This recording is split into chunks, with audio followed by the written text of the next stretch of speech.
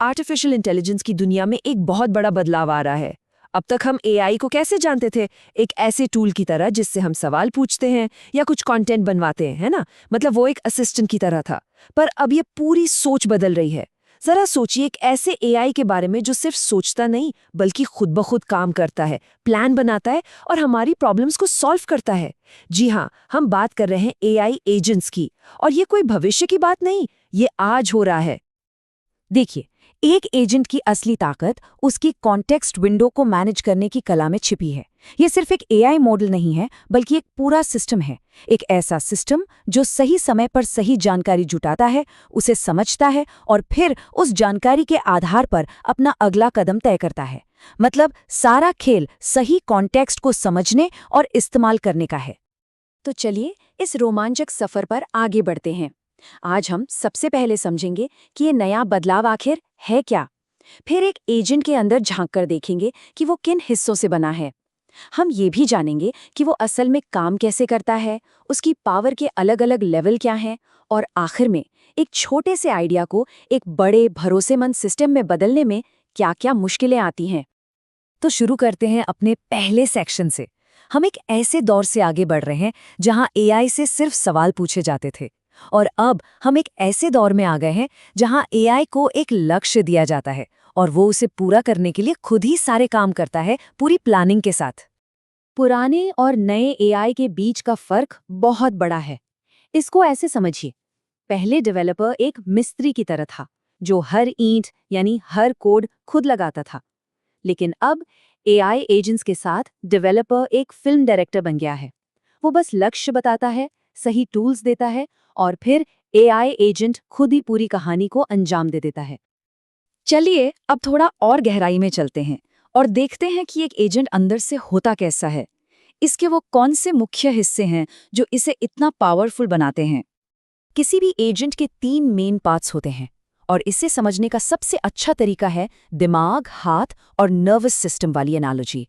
Model उसका दिमाग है जो सोचने और फैसले लेने का काम करता है। टूल्स उसके हाथ हैं जो एपीआईज या डेटाबेस के जरिए असली दुनिया में काम करते हैं। और ऑर्केस्ट्रेशन उसका नर्वस सिस्टम है जो दिमाग और हाथ को जोड़ता है और पूरे ऑपरेशन को मैनेज करता है।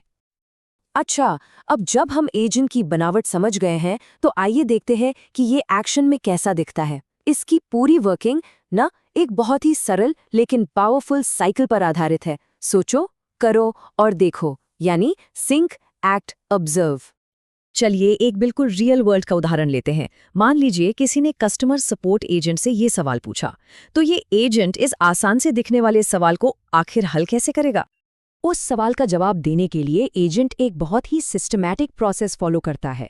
सबसे पहले वो मिशन को समझता है, फिर वो अपने आसपास देखता है, मतलब अपने टूल्स और मेमोरी से जानकारी जुटाता है। इसके बाद उसका दिमाग यानी मॉडल एक प्लान तैयार करता है, फिर वो उस प्लान पर काम करता है सही टूल का इस्तेमाल करके, और आखिर में वो नतीजे को देखता है और तब तक इस प्रोसेस को दोहराता है जब तक कि काम पूरा ना हो जाए। अब एक बात समझनी बहुत जरूरी है कि सारे एजेंट्स एक जैसे नहीं होते। उनकी क्षमताओं में बहुत फर्क होता है। हम इन क्षमताओं को एक सीढ़ी की तरह देख सकते हैं, जहां हर अगला कदम पिछले से कहीं ज्यादा पावरफुल है।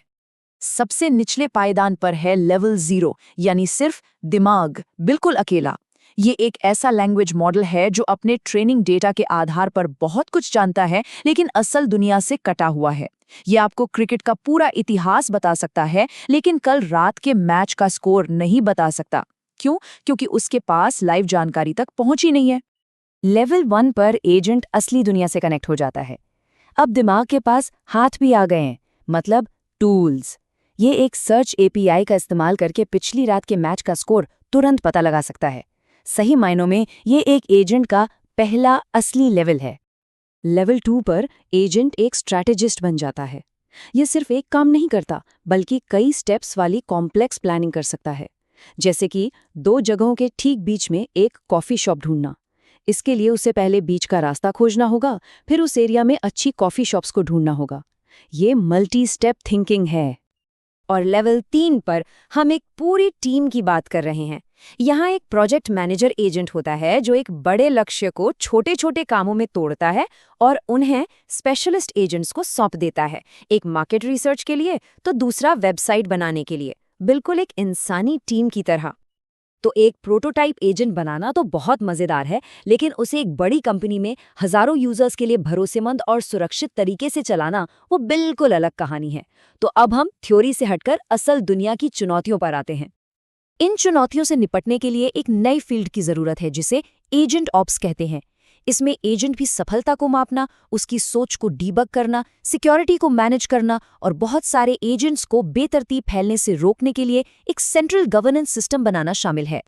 यहाँ एक बहुत ही जरूरी सिक्योरिटी कॉन्सेप्ट है। एजेंट की अपनी अलग पहचान होनी चाहिए। ये ना तो वो यूजर है जिसने उसे शुरू किया और न ही वो डेवलपर जिसने उसे बनाया।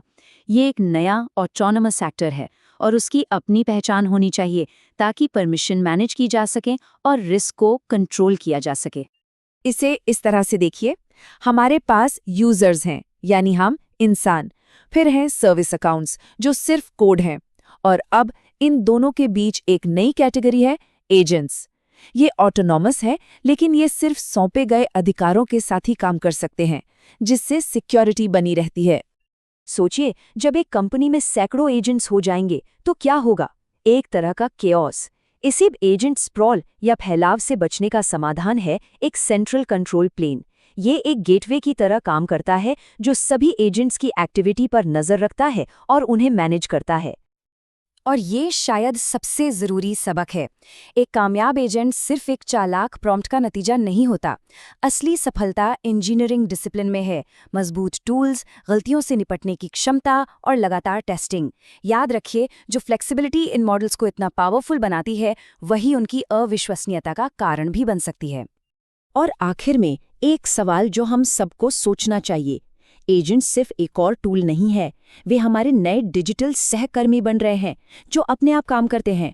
सवाल ये है कि क्या हमारी कंपनियां, हमारे ऑर्गेनाइजेशंस इस नए तरह के कर्मचारी को मैनेज करने, उन्हें ट्रेन करने और उनके साथ काम करने के लिए तैयार हैं?